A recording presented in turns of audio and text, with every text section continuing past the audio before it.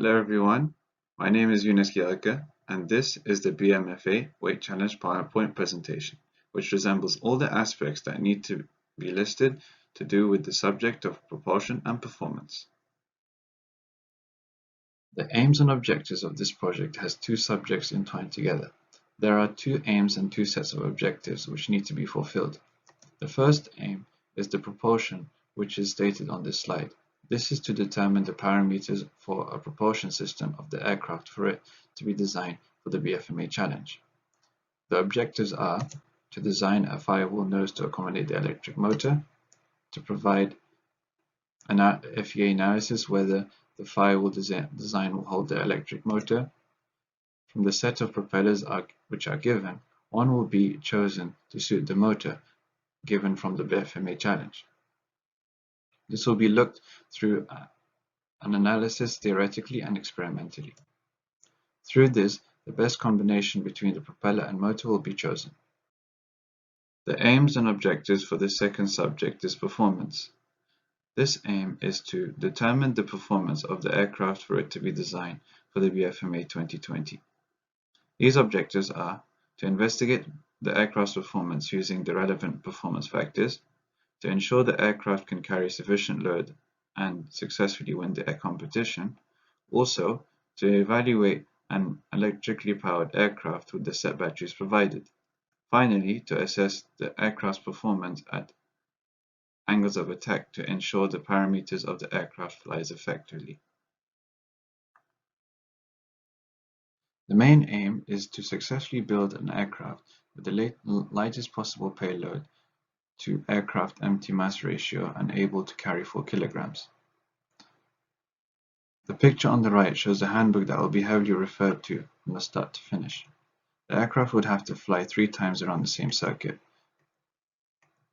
unladen with 2 kilograms, unladen with 4. The first method that was encountered was the theoretical method of static thrust. The first thing that was done were propellers were discussed with the RC expert to see what suitable propellers were to be evaluated. The choice of propellers on the left-hand side show all of the 5 propellers which were chosen.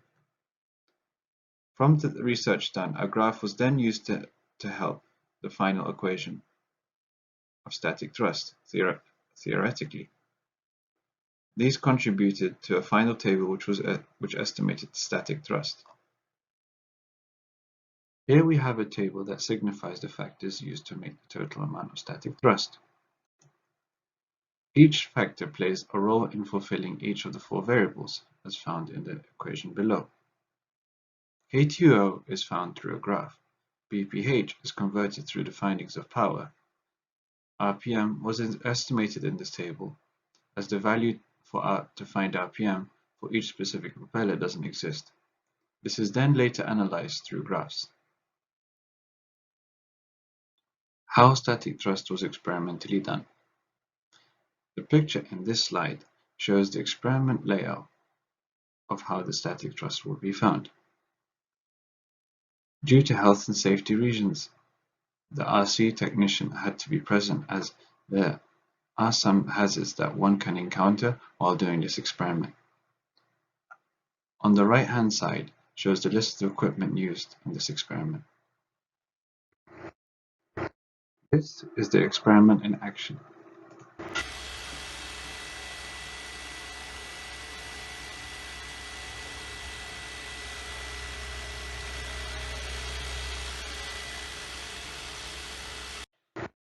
These two variables show factors of thrust and RPM being compared. In the theoretical graph, the outcome of thrust with the different kinds of propellers show that the fundamental trend of the graph is exponential. The number of RPMs produced at the beginning does not affect the amount of RPM produced as much. But observing the graph where the RPMs are higher, it shows a significant increase in thrust. Between the theoretical and experimental findings, as the RPM increases, the more dispersed the results become. This could be a reason of the estimations of RPM in theoretical view and the difference in characteristics of propellers in the experimental. The findings in the experimental graph deviate from the passive trend. This is because the external factors such as wind has affected the results. Between the experimental and theoretical, the trend is very similar. The higher the power, the higher the thrust would be. In the theoretical graph, the highest thrust per watt produced out of all of the propellers is a 13.6 JXF. This can be seen as the most efficient propeller out of the 5, even though the 14.5 JXF shows that it can produce more thrust out of all of the propellers. It still needs more power for it to create a lot of force. The reason for this is because the bigger the diameter of the propeller, the more air particles it will collect. The theoretical and experimental both agree that the maximum power out of all of the propellers produce approximately 420 watts. This shows some confidence that the method used theoretically can be trusted. Both graphs share the same trend with each other. The experimental has more detailed view of the torque than the theoretical. The spacings that were decided to be taken in the experiment at the time gave more reliable view to see how the propellers perform.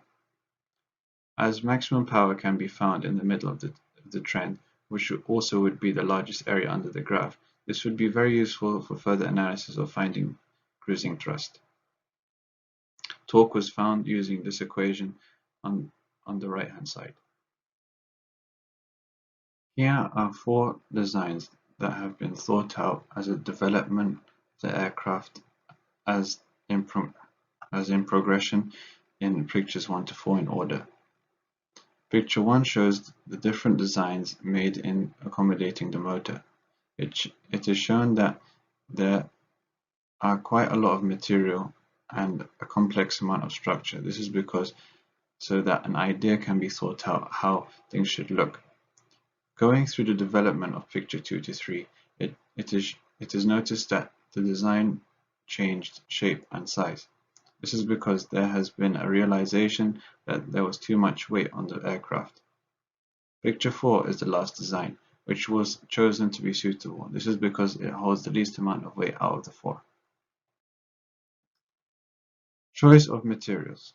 Materials need to be taken into consideration whether they will suit the job they will be assigned to. The designs made include 2 types of components: a nacelle to improve the aerodynamic feature, and the firewall to ensure safety and the motor being able to be positioned securely in its place. 2 matrix tables have been made with various materials to have an idea what should be sought out for. As the main aspect is weight, in this case in the project, this will be heavily looked at. The highlighted green states the birch plywood is a suitable material to be used for the firewall, and the ABS is a suitable material to be used as a nacelle. The FEA analysis shows the firewall undergoing stress and displacement tests. Pictures 1 to 4 show the FEA results obtained. The pictures 1 and 2 show the reaction force made in the y-axis only, while picture 3 and 4 show the maximum thrust induced from propeller 13.6 JFX in the x-axis, and the y-axis was added as well. CATIA V5 only shows the results exaggerated, as this shows the tester where the direction of stress and displacement is acting. Using the keys and referring back to the matrix table, the firewall material and design will hold the motor and the aircraft confidently. Here are 3 tables which entail the performance results of the aircraft. Each table has factors calculated in terms of the amount of payload it will carry. The general trend here is the heavier the aircraft, the more power it uses, which means the values like range and endurance will decrease, and the amount of velocity to keep the aircraft in the air would increase. Referring to the videos seen of previous models, they agree through what can be seen visually, but still further research is needed to ensure the aircraft will fly around these values which are theoretically calculated. The performance diagrams. These diagrams are important simply because they reflect the efficiency of the battery in the electric motor, as this is where the main source of energy comes from. The discharge rate and voltage and current briefly show a decrease from maximum charge to minimal charge, which is 9 volts, if for a specific lithium polymer battery. If this decides to go below 9 volts, the battery will start to heat up and it will become very hazardous. In terms of current drastically drops simply because the battery using at this moment in time would be very high producing, which means it's not as efficient. A payload range diagram. A payload range diagram is a graph which briefly shows how the aircraft will perform in flight. A special equation has been used to figure this out. As you can see, logically, the heavier the aircraft, the less the range it would be. In order to find the solution through CFD, a list of mesh settings found on the left side was used, so the environment can be built. A K-omega turbulence model was chosen for this job as the setting has been used in aerospace projects. The amount of iterations used was 1,000. This was used in 3 of the simulations when angle of attack was changed. This analysis is important as lift and drag coefficient are dependent variables to some of the performance calculations. CL and CD have been used to make the calculations for performance. These are the CFD results obtained. It is shown that 3 pictures in 3 different angles of stages of flight. -2 is landing, 0 is cruise, and 2 + 2 is takeoff. From these pictures, we can see that from the front of the aircraft facing towards the screen that there are a lot of redness, which means that a lot of pressure is here. The amount of pressure means that there is a lot of drag. This is also a performance aspect that needs to be thought out if the aircraft were to fly for a long period of time. Overall, the conclusion found was that the best combination of propeller motor was the 13.6JFX. This is because theoretically and experimentally it performed well. It is also found that no nacelle was needed for the final construction simply because of weight reduction, and through the performance of the model, aircraft results showed that some similarity of how a regular one should operate. This project involves the construction of a model aircraft. So, in a model's point of view, the environmental impact compared to what has occurred around the world is negligible or near to zero. As this project had to be built, natural resources were used in this aircraft, such as wood or crude oil to make the plastic components. These resources can have a negative effect on wood, as carbon emissions can arise from cutting down trees and exploiting oil from the ground to make other products, such as plastic. Even though these aspects are even in terms of a model aircraft very small, but everything that produces greenhouse gases is a step closer to the world warming. The answer to this question is the project that is at hand can be a contribution to society as with the current global affair of global warming. It would be definitely an answer to retrofitting current fuel aircrafts with electric motors. The world concern for global warming would be relieved, as many would think that this is a way of saving the planet.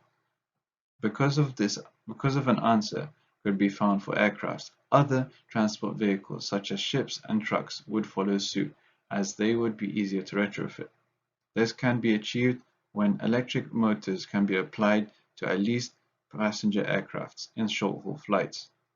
But the manufacture of these components may not emit greenhouse gases as a product, but may produce a lot of harmful waste that needs to be taken care of in the process. Thank you very much for listening.